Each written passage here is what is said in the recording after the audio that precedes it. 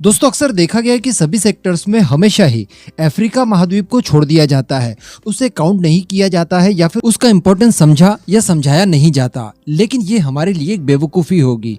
Africa महाद्वीप इतना ज्यादा जरूरी है पूरी दुनिया के लिए कि जिसकी कोई कल्पना नहीं की जा सकती। अगर आप बिजनेस करना चाहते हैं, फिर आप डिफेंस के क्षेत्र में करें या फिर नॉर्मल दैनिक उपयोग में आने वाली वस्तुओं की करें, सभी में आपको बेहिसाब प्रॉफिट है। कुछ समय पहले देखा गया था, यानी आज से 10-12 साल पहले ही चाइना ने प्लानिंग कर ली थी कि अफ्रीका महाद्वीप पर पूरी तरह से बस जाना है और वहां का पूरा मार्केट टेक ओवर कर लेना है। अभी अफ्रीका महाद्वीप जो है, हम सभी जानते हैं कि उनके पास इतना पैसा नहीं है कि वो यूरोपियन या फिर अमेरिकन वस्तुओं को खरीद ले, उनका उपभोग कर ले।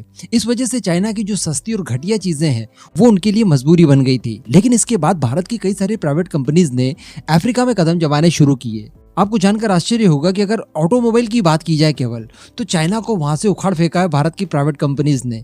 टाटा की सस्ती कारें हो या फिर बजाज की सस्ती बाइक वगैरह हो, इन सभी ने इतना शानदार मार्केट वहां पर स्थापित कर लिया है जिसकी टक्कर में इस समय दुनिया की कोई भी कंपनी नहीं ठहरती। कारण क्या है? विश्वसनीय आइटम चाइना की तुलना में काफी ज्यादा विश्वसनीय है। दूसरी बात, कीमतें काफी कम है, चाइना से भी कम है। अभी इलेक्ट्रॉनिक मार्केट के क्षेत्र में भी हम लोग बहुत क्रांतिकारी बदलाव लाने वाले हैं, क्योंकि सेमीकंडक्टर अब भारत में बनने वाला है। इसके बाद आप देखिएगा कि जो इलेक्ट्रॉनिक्स का मार्केट है वो भी भारत के कब्जे में जल्दी आ जाएगा। लेकिन इन सबके परे भारत की प्राइवेट कंपनीज की नजर है अफ्रीका में मौजूद डिफेंस मार्केट को कैप्चर करने का। जी हाँ, और इसके लिए कई ऐसे प्रोडक्ट बनाए जा रहे हैं जो कि भारतीय सेनाओं के साथ साथ अफ्रीका के भी कई देश खरीदना पसंद करेंगे। और कई अफ्रीकन देशों की नजर भारत के इस समय सस्ते और फ्यूचरिस्टिक वेपन्स के ऊपर है। इसके बारे में मैं आपको डिटेल में बताने वाला हूँ। आप बस वीडियो को एकदम एंड तक देखते हुए चैनल को सब्सक्राइब जरूर कर दीजिएगा। देखिए दोस्तों, अफ्रीका की अगर डिफेंस मार्केट की बात की जाए तो यहाँ पर रशिया का दबदबा रहा है। लेकिन पिछले कुछ सालों से यहाँ पर रशिया की सेल काफी घटी है और चाइना की सडनली बढ़ गई थी। इसके पीछे का कारण था कि रशिया से हथियारों का आदान प्रदान कर लेना बहुत मुश्किल हो गया था, क्योंकि रशिया के ऊपर कई सारे सैंक्शंस लगे हुए हैं। इस समय की अगर बात की जाए तो रशिया के ऊपर यूक्रेन वॉर को लेकर कई और तरह के एडिशनल सैंक्शंस लग चुके हैं, जिस वजह से अफ्रीकन देश रशिया के हथियार नहीं खरीद सकते। रशिया के हथियार यूरोपियन और अमेरिकन हथियारों की तुलना में सस्ते तो थे ही थे, साथ में विश्वसनीय भी थे। वो चाइना जैसे घटिया हथियार नहीं थे। लेकिन इसके बावजूद उन्हें रशिया के हथियार छोड़कर चाइना के ऊपर निर्भर होने की जरूरत पड़ी, क्योंकि मैंने आपको बताया जो वेस्टर्न और अमेरिकन हथियार हैं ये बहुत ज्यादा महंगे हैं और अफ्रीकन देश इन्हें अफोर्ड नहीं करते। और अगर बात की जाए अफ्रीकन देशों की स्थिति की, तो वहां पर कॉन्फ्लिक्ट वगैरह नॉर्मल सी चीजें हैं। इंटरनल थ्रेट उनको इतने ज्यादा हैं कि उन्हें अपने बचाव के लिए हथियार तो चाहिए ही चाहिए और बड़ी मात्रा में चाहिए। इसका काफी एडवांटेज लिया चाइना ने, और चाइना ने रशिया के जो भी कस्टमर्स थे उनको अपने तरफ कर लिया। यहाँ तक कि हथियारों की सेल के पीछे उनका शोषण तक करना शुरू कर दिया चाइना ने। लेकिन हम लोग सभी जानते हैं कि जो चाइना के वेपन्स है वो बिल्कुल भी विश्वसनीय नहीं है। यानी अफ्रीकन कंट्रीज खुद अब इनके ऊपर विश्वास नहीं कर रही है और उनका रुझान इसी कारण से भारत के हथियारों के ऊपर पड़ा है। भारत के हथियार न केवल चाइना के हथियारों की तुलना में भी सस्ते हैं, बल्कि ये विश्वसनीय भी है, जिस तरह के अमेरिका के हथियार होते हैं या फिर यूरोपियन देशों के हथियार होते हैं। अगर बात की जाए यूरोपियन देशों की और भारत के हथियारों की, तो उन्हीं के सिमिलर हमारे हथियार हैं। उल्टा उनके रेट की तुलना में हमारे हथियारों की रेट 40% तक कम है। कहने का मतलब बहुत कम कीमतों पर उन्हें उतने ही विश्वास पात्र हथियार मिल सकते हैं जो कि यूरोपियन देश इन्हें सप्लाई कर सकते हैं। तो क्यों ये भारत से हथियार ना खरीदे?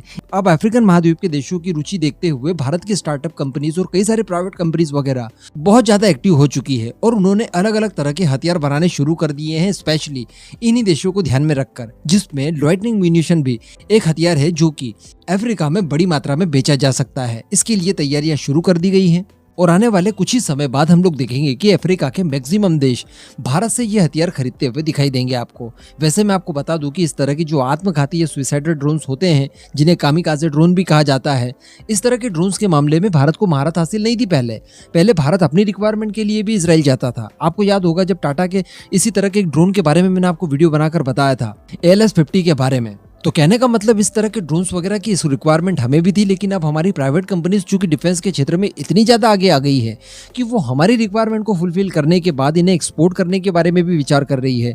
और इसके लिए चुना गया है सबसे पहले अफ्रीकन कंट्रीज को। अब अफ्रीका में अगर भारत अपने हथियार बेचेगा तो पैसा तो हमें मिलेगा ही, भारत के हथियारों का नाम होगा। अगर किसी युद्ध में ये सिद्ध हो जाते हैं हमारे हथियार, तो समझ लीजिए कि PR फ्री का मिल गया। दूसरी बात कि अफ्रीकन कंट्रीज चाइना के चंगुल से बच जाएंगी। हमारा इन्फ्लुएंस अफ्रीकन देशों के ऊपर अच्छा खासा पड़ेगा। अफ्रीका में कई सारी कंट्रीज हैं, अनगिनत कंट्रीज है और कई सारे देश ऐसे हैं जहाँ डिस्प्यूट चल रहे हैं। इन फ्यूचर और सारे नए देश अस्तित्व में आने वाले हैं, तो ये सारे देश मिलकर फिर हमें यूएनएससी में भी समर्थन कर सकते हैं। तो भारत का पलड़ा वहां पर भी भारी होगा और इनके पास जो नेचुरल रिसोर्सेज हैं उनकी कोई कमी नहीं है। भारत यहाँ पर एक्सप्लोर करके इन सारे चीज़ों को निकाल भी सकता है, जिसमें भारत को बहुत ज़्यादा फायदा है, हमारी उम्मीद से कई ज़्यादा। तो मेरे हिसाब से ये मास्टर प्लान है भारत की प्राइवेट डिफेंस कंपनीज का कि उन्होंने अफ्रीका महाद्वीप को टारगेट किया है हथियार बेचने के मामले में। अब इस पूरे मुद्दे पर आपका जो भी मानना हो नीचे कमेंट करके जरूर बताइएगा।